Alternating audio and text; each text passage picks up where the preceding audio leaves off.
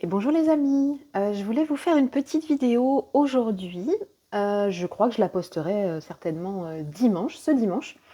Je voulais vous parler de à quel point dans nos vies on est conditionné et on est sous influence. Ce qui veut dire que quand on doit faire des choix pour nos vies perso ou pro, et même des choix quotidiens, d'alimentation, hein, tout simple, ou autre, ou d'activité, on ne fait pas un choix éclairé qui nous correspond forcément à nous, mais qui est influencé par tout un tas de choses.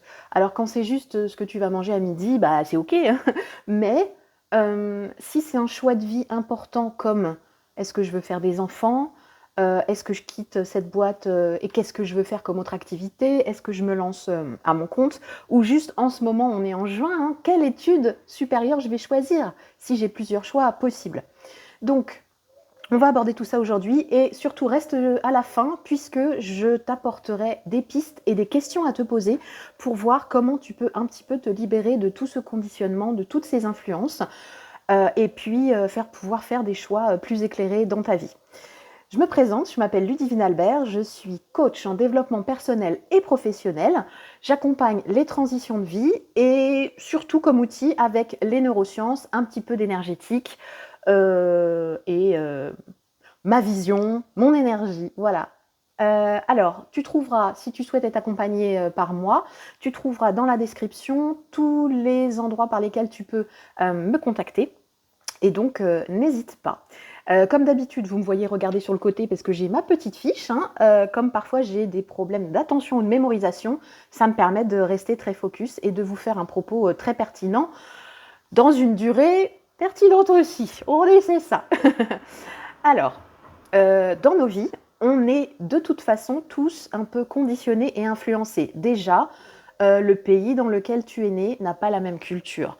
Tu as reçu une certaine éducation, donc du coup, forcément, tout ça, ça t'influence.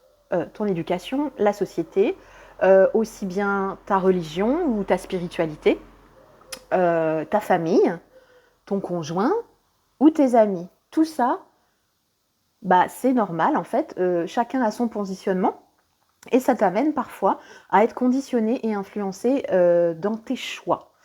Et puis, par exemple, tu vois, moi, étant coach, j'ai beaucoup de camarades coachs qui sont sur les réseaux aussi. Et je vois beaucoup de personnes faire un genre de miracle morning, se lever super tôt, et peut-être c'est ton cas, même si t'es pas coach, hein, d'être influencé, tu vois, par d'autres coachs ou par des influenceurs bien-être, de faire ce miracle morning, de se lever à 4 ou 5 heures, et puis de faire toute une routine comme ça, tout ça avant le boulot. Donc, si tu es du matin, c'est parfait. Si ça te convient, c'est parfait. Mais si tu commences à suivre ce truc, pour suivre ce truc, même s'il y a des choses qui ne te correspondent pas, puis juste, t'es pas du matin, t'arrives pas à te lever, donc ça va être violent pour toi. Et je te rappelle que si c'est violent pour toi, c'est violent pour ton corps, c'est violent pour ton cerveau. Et donc tu vas sécréter des hormones et des hormones de stress qui sont pas bonnes du tout pour toi. Donc je t'inviterai à réfléchir, est-ce que ça me correspond? Et c'est pas de dire je suis une feignasse de pas me lever à 5 heures, pas du tout. C'est quoi moi mon rythme biologique et à quel moment de la journée ça me correspondrait plus de faire mon sport, faire de l'écriture, ou pas du tout parce que c'est pas ton truc. Et c'est ok. Combien je vois de personnes qui se disent ouais, je suis nulle, j'arrive pas à méditer. Fine, tu sais, il y a plein de manières de méditer. Et t'es pas obligé de le faire ça, les fesses assis sur ton coussin en position du lotus. Pas du tout. Voilà. Donc, je vois aussi pas mal de personnes, je vais te donner un exemple, dans leur choix de vie, qui font des choix pour des mauvaises raisons. Par exemple, je connais une jeune femme qui est douée dans les études, mais qui a une estime d'elle-même qui est fragilisée pour plein de raisons de son histoire personnelle. En fait, aujourd'hui, là, elle va rentrer dans ses études supérieures et elle doit faire un choix. Son rêve ultime, ce serait d'être professeur des écoles, tu sais, instituteur, institutrice. En fait, c'est bac plus 5, donc ce sont des études quand même assez longues.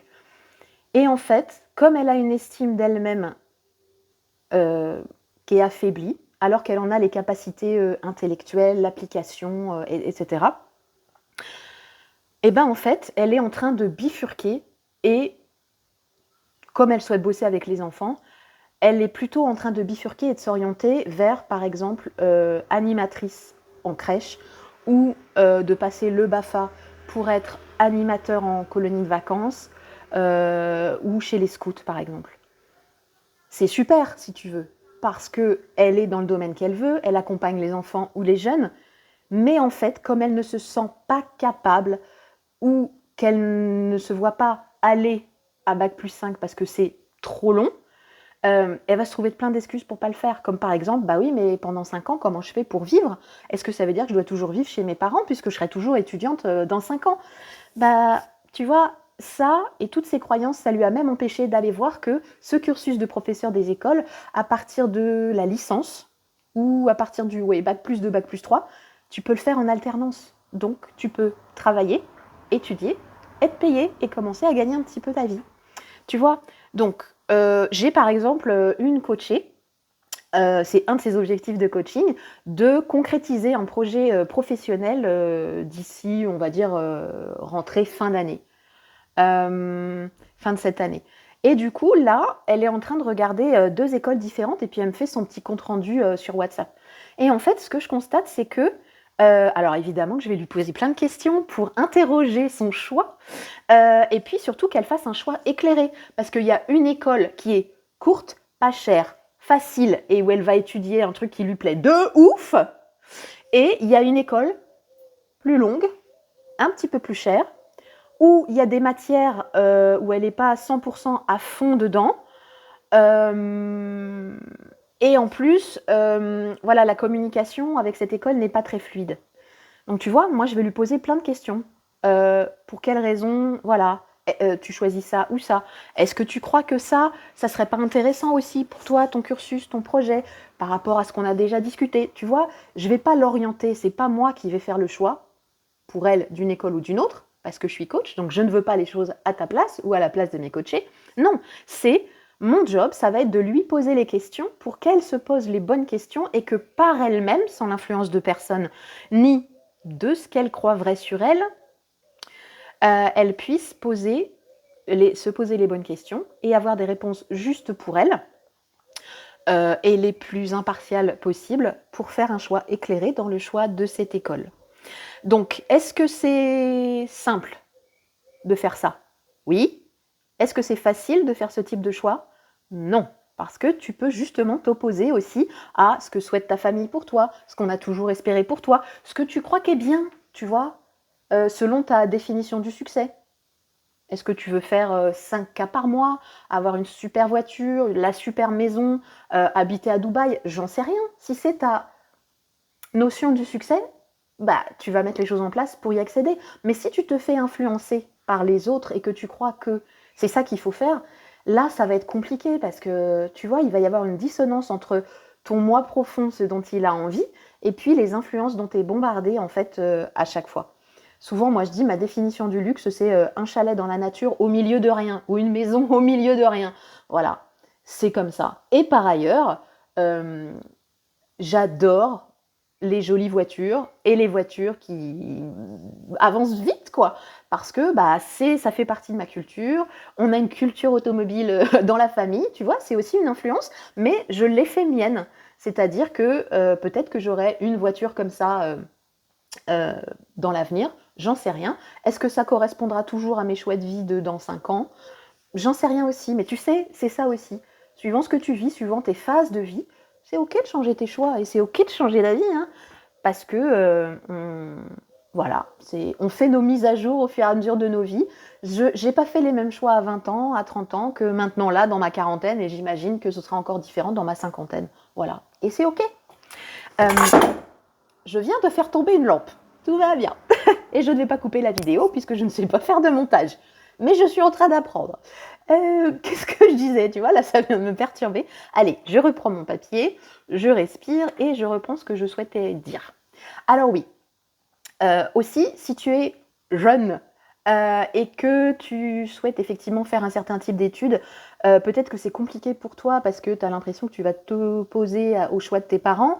Si tu veux faire une carrière de musicien et que eux, ils te verraient bien médecin ou avocat, effectivement, il peut y avoir des petites frictions.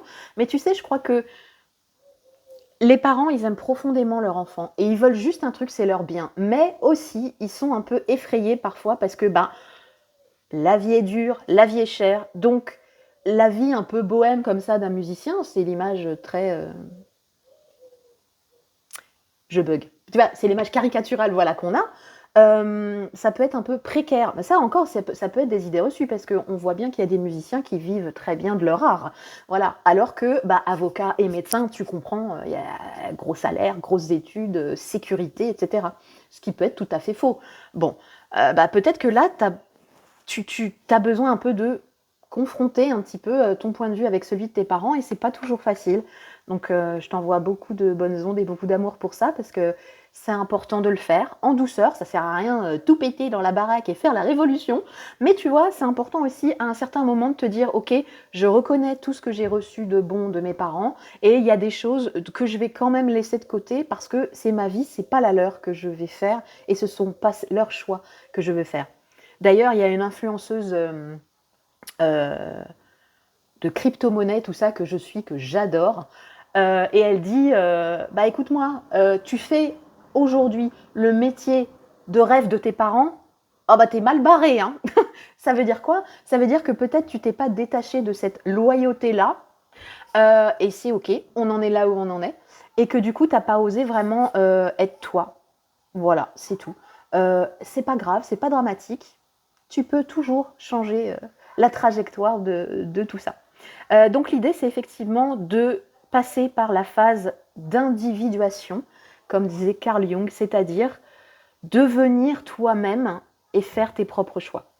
Alors, des pistes évidemment pour faire ça. Eh ben, pour ne pas être influencé, il faut zéro influence. Je t'explique. Le temps seul. Première chose, le temps seul, tous les jours, un petit peu. Ça veut dire sans podcast, sans musique, sans personne. Comment tu peux faire ça? Tu peux aller dans la nature. Tu me vois souvent marcher toute seule dans la nature, bah, c'est aussi pour ça. Tu peux aussi faire ça quand tu es toute seule en silence, en faisant la vaisselle, tu vois. Toutes ces petites activités automatiques que tu fais sans y penser, en fait, ça déclenche, on appelle ça le flow, et ça déclenche certaines ondes cérébrales dans ton cerveau qui t'amènent dans une phase de calme, de sérénité et souvent de grande créativité. Tu vois, souvent, il y a des personnes qui ont des idées ou des solutions à leurs problèmes sous la douche. Voilà. Bah pourquoi? Parce que généralement, tu es tout seul. Voilà. Et puis, c'est un moment où tu te détends aussi. Et puis, tes pensées peuvent vagabonder et trouver des solutions. C'est exactement ça. Là, il est possible que tu sois dans le flot. Deuxième idée, poser par écrit ses projets et ses idées. Si comme moi, tu as un cerveau qui carbure à 10 000 à l'heure, tu as donc ce dialogue mental dans ta tête et ça te fait énormément de charge mentale et énormément de fatigue cognitive au bout d'un moment. Donc l'idée, c'est de purger ton cerveau et dès que tu as une idée, tu la notes ou tu te fais moi je me fais des notes vocales aussi où j'ai des petits post-it un peu partout. Voilà. Et tu la notes, je vais revenir. Voilà, pour purger ton cerveau, te faire moins de charge mentale et puis par écrit, tu vois, c'est différent aussi de la manière dont ton cerveau va travailler. Et puis, quand tu poses les choses par écrit, généralement, c'est pour y revenir et c'est pour du sérieux. Et là, tu vas pouvoir faire le tri et développer un petit peu tes idées, les organiser, voir quelle idée était un peu farfelue ou irréaliste, mais c'est ok. Et quelle idée, en fait, il y a le nœud d'un projet, et puis hop, d'une idée en une idée, eh ben, tu vas avancer. Mais si tu poses pas tes idées à un moment donné, bah, tu vas rester dans ce flou artistique de tes pensées et rien ne va se concrétiser. Euh, et puis, troisième chose qui peut être pas mal, c'est revoir de ton passé tes décisions anciennes. Comment est-ce que tu les as prises? Est-ce que c'était les tiennes ou pas? Parce que tu sais, une grande peur qu'on a, c'est quand on doit faire un choix ou prendre une décision, on a peur de faire le mauvais choix. Et donc, moi, ce que je dis toujours, c'est que, bon, bah déjà, tu sauras pas si c'est un mauvais choix avant de l'avoir fait et d'avoir un petit peu exploré cette voie-là. Et puis surtout, c'est pas grave. Parce que si tu te trompes, entre guillemets, de choix ou de voie, bah tu vas apprendre que, oh tiens, j'en sais plus sur moi, c'est pas du tout mon truc. Et c'est ok. Parce que la vision de l'échec, en fait, moi, c'est plutôt pas d'échec, mais des apprentissages, même si pour l'ego, ça pique un petit peu. Et puis, bah, on y passe du temps aussi. Et puis donc de regarder à la lumière de ce que je viens de te dire, tous les choix que tu as fait dans le passé, si c'était OK fait par toi ou OK avec l'influence de quelqu'un et comment tu aurais pu faire autrement. Peut-être que déjà tu as tout changé sur une ancienne décision que tu avais prise. Tu vois, tout ça c'est simple, mais c'est pas facile parce qu'il faut prendre le temps, il faut se poser, il faut être un peu face à soi-même, et puis face à ses mauvais choix. Encore une fois, c'est une expression, moi je pense pas qu'il y ait de mauvais choix, voilà. Et puis, ben, calmer un petit peu son ego et sa fierté de dire: «Oh putain, alors ça, ce choix-là, il était mais pourri, mais de chez pourri et je sais pourquoi je l'ai pris et je sais que je le prendrai plus jamais» et c'est OK, tu sais, ton GPS intérieur, il va te faire bifurquer et prendre une autre route. Voilà. Alors écoute, si tu as aimé cette vidéo, n'hésite pas à la partager aux personnes, à qui tu penses que ça pourrait aider. Et puis, si tu souhaites être accompagné pour faire ça, parce qu'effectivement, quand on a des problématiques, d'estime de soi, quand on se sent pas capable de ou parce que c'est une croyance personnelle qu'on a ou c'est une croyance héritée ou parce qu'on l'a entendu, hein: «Tu es nul en maths, oh là là, tu vas pas faire des études scientifiques». Bref, par exemple, c'est un exemple. Et bah, du coup, c'est difficile. Donc c'est bien de se faire accompagner par une coach comme moi, pourquoi pas, qui est pleine d'énergie, qui a plein d'outils dans sa boîte à outils et surtout qui va respecter ton projet. Parce qu'un bon coach, une bonne coach, une vraie coach, elle va pas vouloir les choses à ta place. Elle va te poser les bonnes questions pour que tu rentres en introspection et puis que tu fasses des choix éclairés pour toi. Pas les choix de ta mère, pas les choix de Brigitte la voisine ou pas les choix de Jean-Kévin l'influenceur, si tu vois ce que je veux dire. Voilà, bah écoutez, je pense que j'en ai fini pour cette vidéo qui dure 16 minutes. Ouais, ici on n'est pas sur des formats TikTok et ça rentre même pas dans Insta. Mais tu vois, pour développer sa pensée, des fois, c'est bien de prendre 17 minutes de ton temps. Bye bye les amis, si vous voulez être accompagné par moi, encore une fois, il y a tout ce qu'il faut en commentaire. À ciao!